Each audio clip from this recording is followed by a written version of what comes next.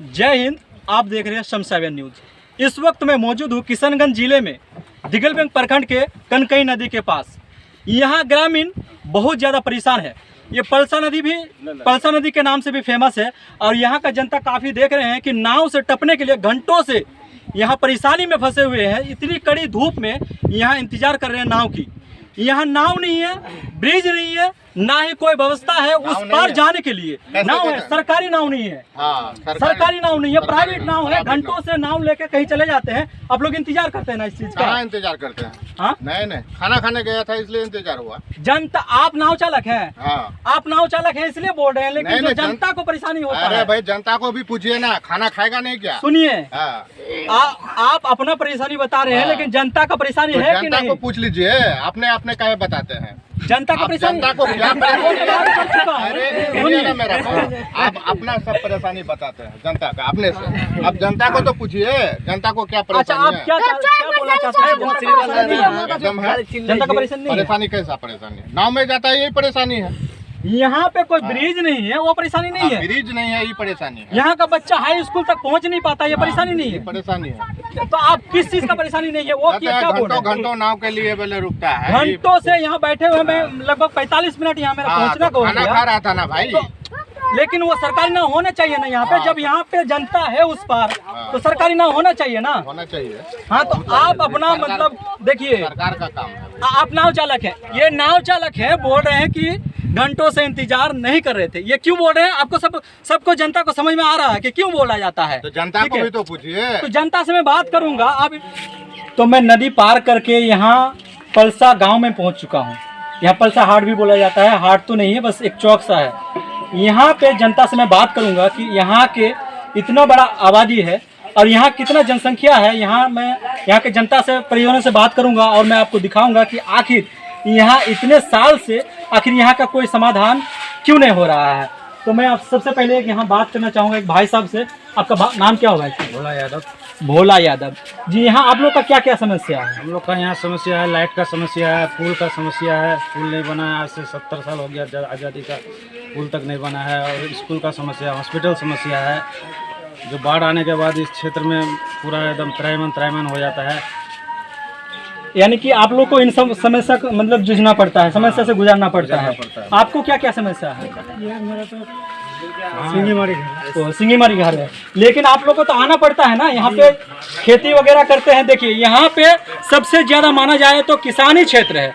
यहाँ पे फसल उगाने वाला जमीन भी बर्बाद हो गए हैं, लेकिन उनको जो जमीन इस पार बचा हुआ है वहाँ खेती करने के लिए आना पड़ता है। अब उन लोगों को क्या क्या समस्या का सामना करना पड़ता है? देखिए क्या क्या सामना करना पड़ता है आप लोग को। सबसे पहले तो नदी के लिए लोग बहुत बेचैन है।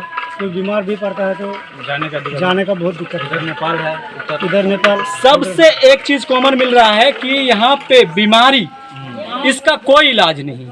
अगर रात में कोई पेशेंट मतलब बीमार हो जाते हैं और अच्छा खासा बीमारी में पड़ गए, फिर भी उनको अस्पताल तक पहुंचाने का कोई मतलब समस्या मतलब समाधान नहीं है। अगर कोई ऐसा पेशेंट आ गया जो इमरजेंसी वाला, तो उसको कंधे पर उठा के ही ले जाना पड़ता है। कोई उसका दूसरा रास्ता है ही नहीं।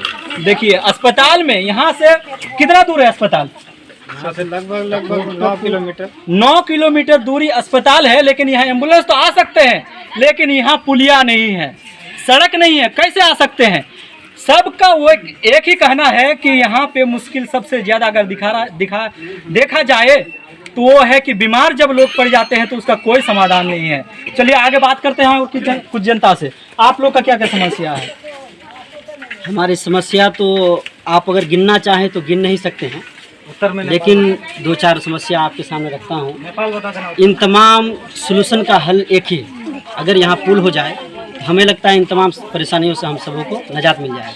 पुल नहीं है, यहाँ परेशान है लोग, चाहे किसी भी तरह के, चाहे एजुकेशन प्रॉब्लम हो, चाहे डॉक्टरी प्रॉब्लम हो, हर तरह की परेशानी यहाँ है। किसान परेशान है।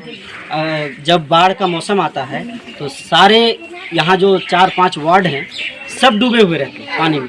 यहाँ कोई देखने वाला नहीं, क्योंकि यहाँ एक नदी है जिसको कोई क्रॉस नहीं कर सकता, और क्रॉस करेगा भी कैसे?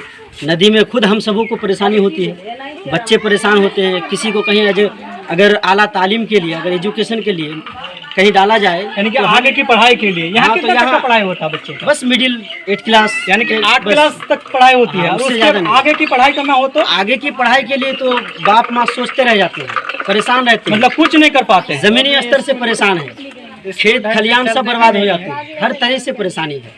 और इन तमाम परेशानियों को झेलते झेलते अपने बच्चों को पीछे यानी छोड़ कि देते देख लीजिए बच्चों का तादाद यहाँ पे देखिए कि बच्चों अगर पढ़ना भी चाहे तो पढ़ नहीं सकते हैं।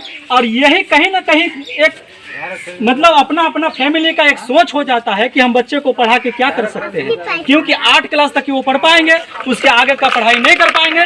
इससे अच्छा क्या बच्चे को कुछ पढ़ाए, वैसे मदरसा स्कूल में थोड़ा सा भेजे, इससे कुछ नहीं होने वाला है। मैं शिक्षा मंत्री से निवेदन करना चाहता हूं, अगर आप चाहते हैं कि बिहार शिक्षा व्यवस्था को सही करना चाहते हैं, अगर बिहार आगे बढ़ाना चाहते हैं, तो इन सब बच्चों को पढ़ने लिखने का व्यवस्था करना पड़ेगा।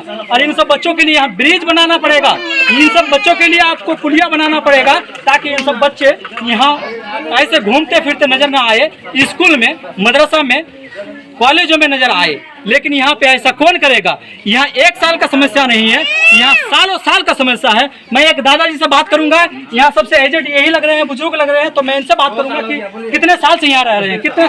दादाजी आपका नाम क्या हुआ? मोहम्मद सत्तार।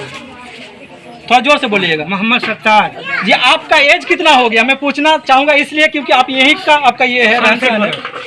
67 वर्ष। यानी कि आज़ादी का समय से अगर देखा जाए तो कहीं ना कहीं आज़ादी का समय से यहाँ पे रह रहे हैं, लेकिन आपका कोई समाधान नहीं हुआ। कोई समाधान नहीं। तो आप चाहते हैं क्या क्या चाहते हैं सरकार यहाँ से? पुल होना चाहिए, सबसे पहले तो पुल होना जी। चाहिए जो कि बच्चे को पढ़ा सके। जी उसके बाद हम हॉस्पिटल होना चाहिए।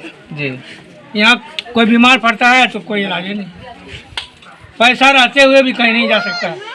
अच्छा, जब बाढ़ का पानी आ जाता है तो इस समय पानी भर जाता है, भर जाता है, सब हर जगह पानी तब भर आप जाता लोग क्या करते हैं? है। हाँ, हम लोग ऐसे रहते हैं, रोड पर रहते हैं, क्या करें, रोड पे ही रहते रोड हैं। पर रहते हैं। यहाँ पे देखा जाए तो यहाँ पे तो मिनिमम नहीं मैक्सिमम यहाँ पे बोला जाए तो सबसे ज्यादा चूल्हा में यानी कि आग से खाना बना के खाते हैं। तो उस समय जब पानी भर जाता है तो क्या करते हैं? गैस से बनाए खाते हैं। गैस से बनाया लेकिन गैस भी भराएंगे तो आपको रहेगा तब ना, उस पार जाना पड़ेगा। हाँ, उस पार देखिए, अगर गैस अगर बोले प्रधानमंत्री जी से मेरा निवेदन है कि आपने तो गैस उपलब्ध करा दिए हैं, गैस का जो प्राइस है उससे तो उनका कोई लेना देना नहीं है, खाना है तो कहीं से ना कहीं उपाय करेंगे। लेकिन यहाँ गैस भी भराना हो तो नदी के उस पार जाना पड़ेगा, और यहाँ पे अगर खाना हो तो चूल्हा में बनाकर खाना पड़ेगा। तो इनका समाधान देख रहे हैं कि एक ही समाधान है कि यहाँ पे पुलिया बने, सबसे पहले यहाँ का ब्रिज बनेंगे तभी यहाँ का कोई समाधान हो सकता है। सब सोल्यूशन का हल वही, हाँ, सब का हल। सब एक ही सोल्यूशन कि यहाँ पुल बना दे, पुलिया बने, हर समस्या का हल हो जाएगा। जी।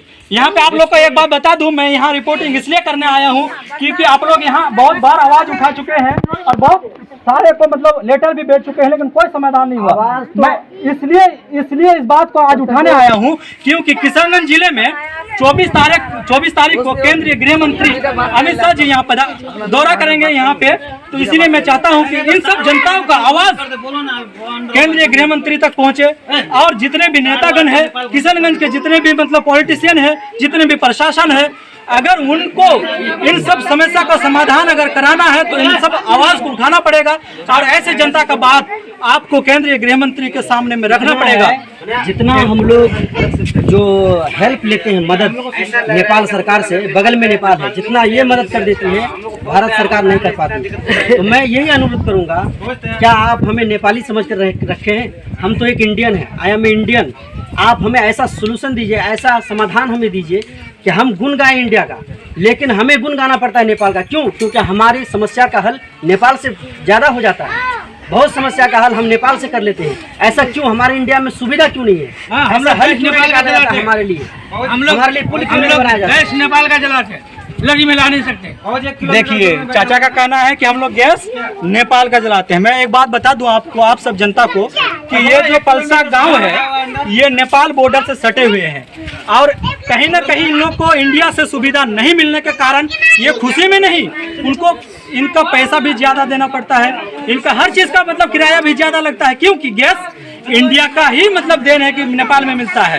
कहीं ना कहीं इन लोग को सुविधा नहीं मिलने के कारण नेपाल से लेना पड़ता है। देखिए, मैं भारत सरकार से निवेदन करता हूं, मैं राज्य सरकार से निवेदन करता हूं, मैं बिहार सरकार से निवेदन करता हूं कि इन सब समस्या का समाधान एक ही है कि यहाँ पे ब्रिज बनाया जाए, यहाँ की जनता आवाम की बात को नज़र में रखा जाए, संसद में रखा जाए, यहाँ की बात को उठाया जाए। मैं तमाम यहाँ पे जितने भी विधायक हैं किशनगंज में, मैं जितने भी यहाँ पे सांसद महोदय हैं, मैं सभी से ये निवेदन करना चाहूँगा कि ये सब बातों को थोड़ा मद्देनजर रख के इन पे चर्चा करें।